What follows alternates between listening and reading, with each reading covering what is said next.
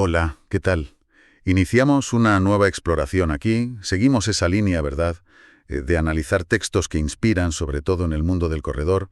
Ya hemos charlado sobre Nacidos para correr, también de qué hablo cuando hablo de correr, correr, comer, vivir, ultramaratón, el arte de escuchar. Todas esas conversaciones, por cierto, pues siguen disponibles en el catálogo para quien quiera, pues eso, volver a ellas o descubrirlas. Hoy, sin embargo, nos salimos un poquito del camino, del puramente deportivo, digamos. Vamos a meternos con un libro que, bueno, aunque no habla directamente de kilómetros ni de zancadas, sí toca teclas muy profundas. Hablo de El camino del artista, de Julia Cameron. Creatividad, bloqueos, conexión interior. La misión hoy es doble.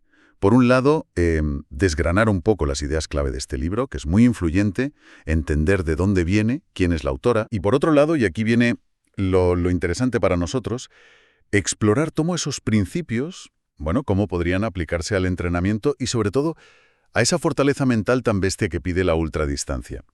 Queremos que esto sirva pues tanto a quien ya se lo ha leído, a lo mejor le da otra perspectiva, como a quien no, pues como una invitación, ¿no? Para empezar, yo creo que lo mejor es situarnos. ¿Quién es Julia Cameron? ¿De dónde sale este libro? Pues mira, Julia Cameron es una figura, bueno, bastante polifacética en Estados Unidos. No es solo escritora. Su carrera toca la dirección de cine, guiones, poesía, periodismo. Fíjate, ha colaborado con medios como el Washington Post, el New York Times, Rolling Stone, Vogue. Vamos, que viene del mundo de las artes desde muchos ángulos. Y El camino del artista, que se publicó en el 92, no es algo que surgiera de repente. Es como el resultado de muchos años dando talleres sobre desbloqueo creativo. Y también, y esto es importante, de su propia experiencia personal, de superar ella misma sus bloqueos. Estuvo más de una década, digamos, puliendo estos métodos antes de plasmarlos en el libro. Y lo hizo viviendo en Taos, en Nuevo México, que es un sitio así como muy de artistas. Y el impacto que ha tenido es innegable, vamos, más de 30 años y sigue siendo un referente. Ocurre la rapera Doechii lo cite como una herramienta clave para ella. Eso dice mucho de lo universal que es. Qué interesante eso, que parta de la experiencia, ¿no? De lo personal y de enseñar a otros. Pero, a ver, vamos al meollo. ¿Cuál es la idea principal? ¿Qué es lo que hace que este libro conecte con tanta gente, sean artistas o no? Pues la idea central yo creo que es bastante liberadora en sí misma. Cameron lo que dice es que la creatividad no es un don especial para unos pocos. No es eso. Es más bien una cualidad que todos tenemos, como una energía natural, casi espiritual, que forma parte de nosotros. Es lo normal, digamos. El problema, según ella, es que esa creatividad natural suele estar, bueno, tapada, bloqueada. Estamos como atrapados por miedos, por dudas, por creencias que nos limitan, que hemos ido cogiendo del entorno, también por esa voz crítica que todos tenemos dentro, ¿no? El crítico interior, y por heridas del pasado que nos frenan. O sea, que no es que no seamos creativos, es que estamos como obstruidos. Exacto. Y por eso el libro no es un rollo teórico, es un programa súper práctico, un curso de 12 semanas. Está pensado como un viaje para recuperar la creatividad. Cada semana se enfoca en algo. Recuperar la seguridad, la identidad, el poder personal, la conexión, la fe en el proceso. Es un camino que se hace haciendo, no solo leyendo.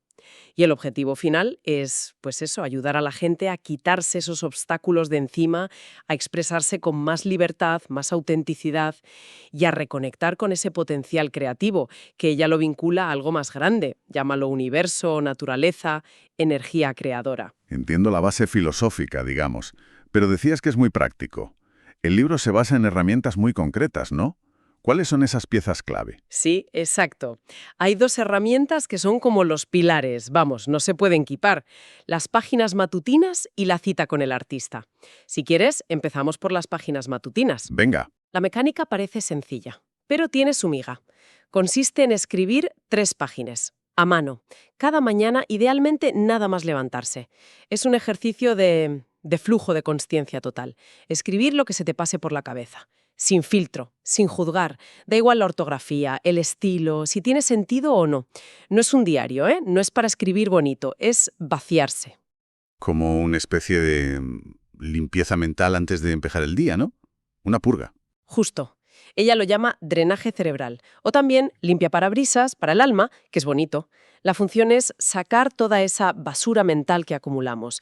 Preocupaciones, listas de tareas, rencores tontos, autocríticas, dudas, todo ese ruido, ¿sabes? El que no nos deja escuchar nuestra voz de verdad.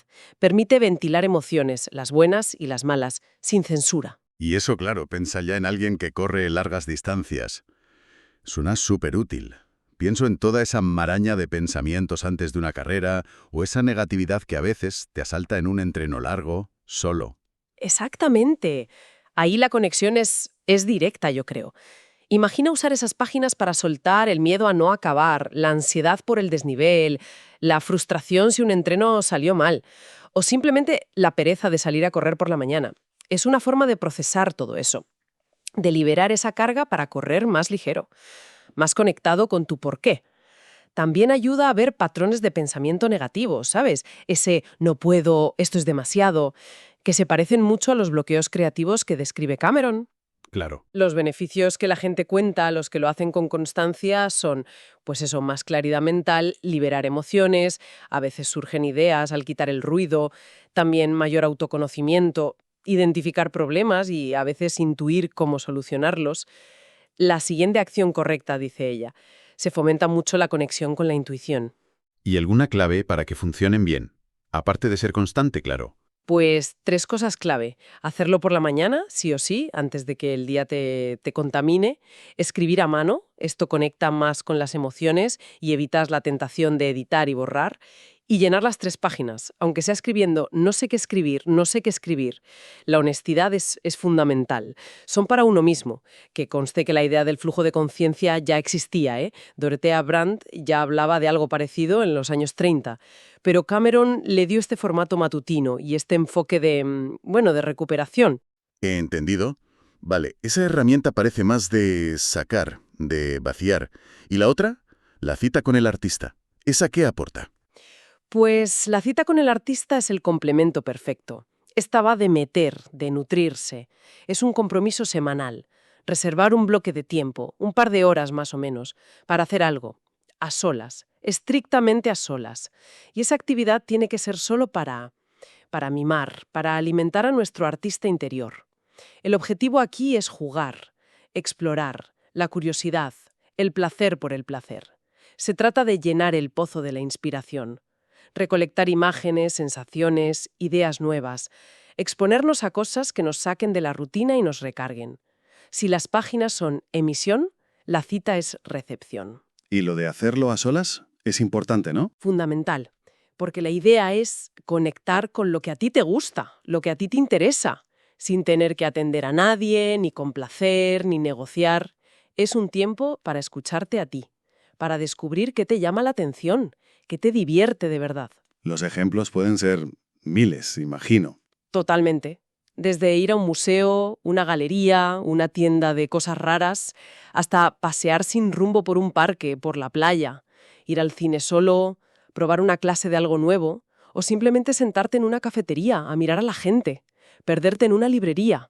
No tiene que ser nada súper artístico ni productivo, solo algo que apetezca por puro disfrute y curiosidad. Y aquí, de nuevo, la conexión con el corredor de ultra. Parece bastante clara. Esas tiradas largas, solo, por la montaña, por caminos nuevos, ¿podrían ser una especie de cita con el artista? Podrían serlo perfectamente esa exploración de rutas, disfrutar del paisaje, la sensación de libertad, conectar con la naturaleza, sin la presión del reloj o del grupo. Todo eso nutre. Es una forma de llenar el pozo de motivación, de resiliencia, de recordar por qué te gusta tanto correr. Es encontrar el juego dentro del esfuerzo. Hay una cita de Chekhov que Cameron menciona indirectamente. Si quieres trabajar en tu arte, trabaja en tu vida. Podríamos decir, si quieres mantener la pasión en la ultradistancia, nutre tu conexión lúdica y exploratoria con el correr y contigo mismo. Tiene todo el sentido, sí. Estamos hablando de herramientas que nacen en lo creativo, pero que tienen aplicaciones muy directas para la cabeza y las emociones del ultrarunner. Totalmente. Si profundizamos un poco más en cómo aplicarlo. Superar barreras. El libro te enseña a pillar a tu crítico interior y a desmontar creencias limitantes. Eso es oro puro para enfrentarte al muro en carrera o a esa voz que te dice abandona cuando se pone feo, o incluso la pereza para entrenar un día malo. Es aprender a manejar ese diálogo interno. Mm, Ajá. Disciplina y hábito. El compromiso de hacer las páginas cada día, por ejemplo, te entrena la constancia. Y eso es básico para seguir un plan de entreno exigente, que pide rutina y sacrificio. Intuición y conexión corporal. Cameron habla mucho de escuchar tu guía interior. El ultrarunner necesita esa conexión, sí o sí, para saber cuándo apretar, cuándo aflojar, qué comer, qué beber, cómo leer las señales del cuerpo. Estas herramientas, al fomentar el autoconocimiento, ayudan a afinar esa escucha. claro, escuchar al cuerpo es fundamental. Proceso sobre resultado. El libro insiste mucho en valorar el viaje, el proceso creativo. En Ultra, aunque tengas metas, gran parte del valor está en el proceso, el entreno, la superación, día a día, lo que aprendes de ti mismo. Abrazar eso es clave para que sea sostenible. Autocuidado. Eso de nutrir al artista interior es un reflejo directo de la necesidad de cuidarse física y mentalmente que tiene el ultrarunner. El descanso, la nutrición, la recuperación no son lujos, son parte del rendimiento y del disfrute. Las herramientas ayudan a darle prioridad. Es una perspectiva muy interesante, pero como todo lo que tiene tanto impacto, imagino que el camino del artista también tendrá sus debates o aspectos que se pueden ver de otra forma. ¿Qué matices o críticas se suelen oír? Sí, claro.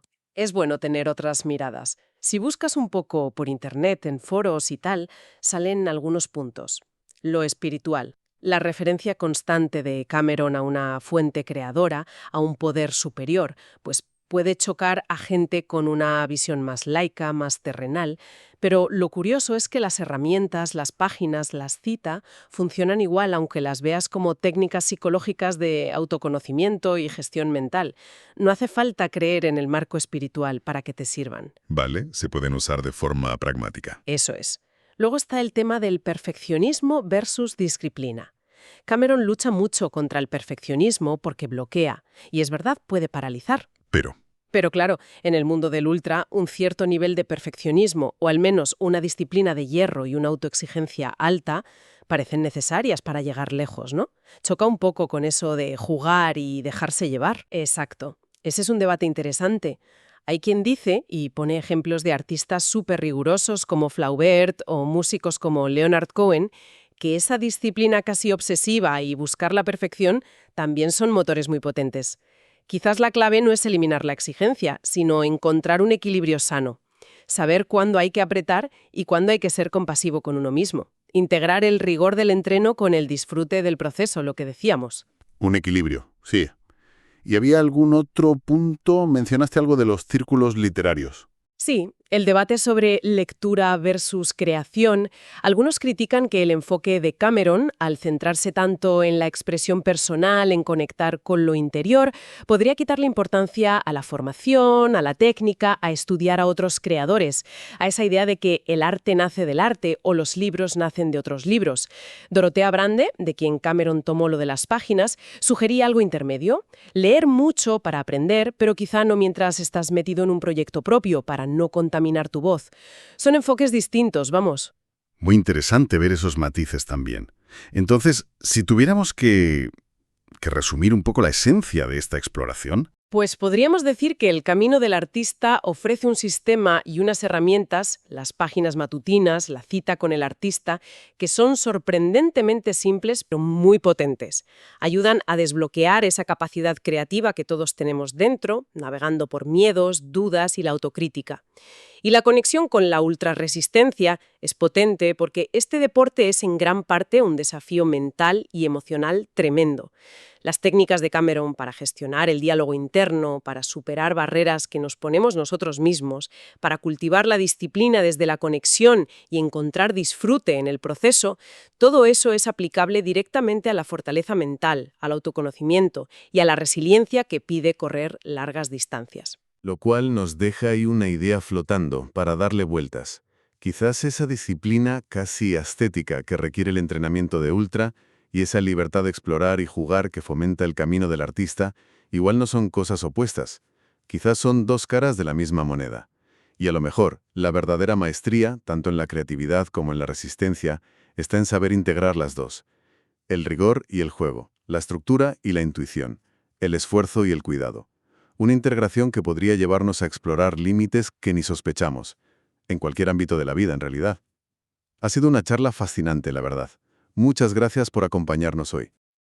Si esta conversación ha despertado alguna idea o ha resonado de alguna forma, un me gusta siempre ayuda a seguir adelante.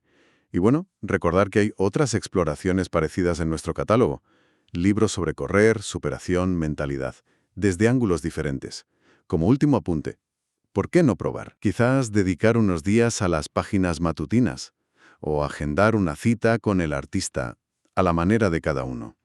Ese paseo largo a solas, esa visita pendiente, ese rato de simple observación.